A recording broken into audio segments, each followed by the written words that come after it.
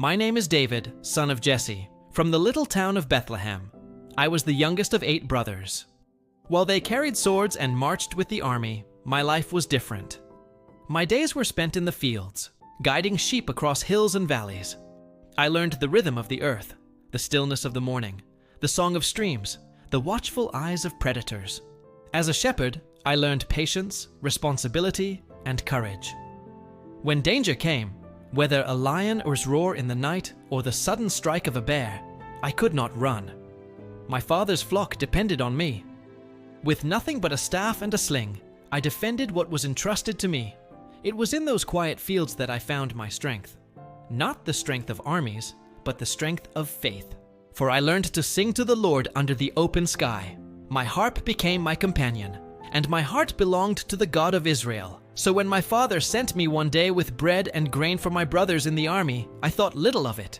Just another errand from the pastures to the battlefield. But that day, everything changed.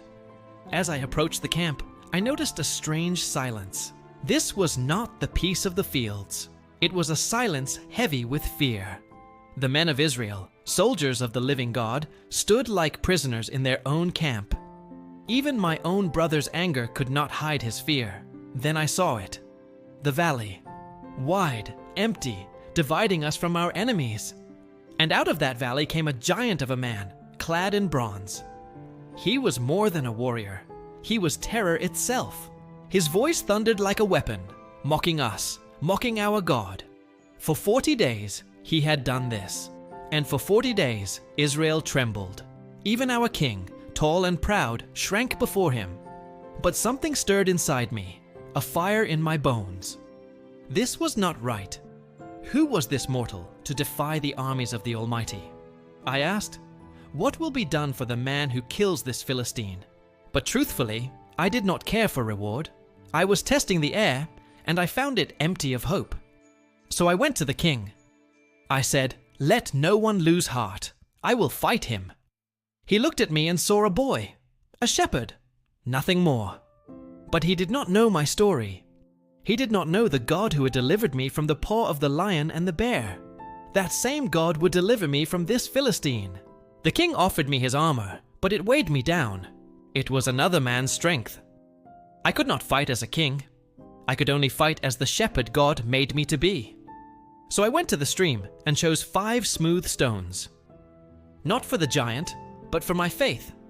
One for courage, one for trust, one for remembrance, one for the glory of God, and one for the battle itself.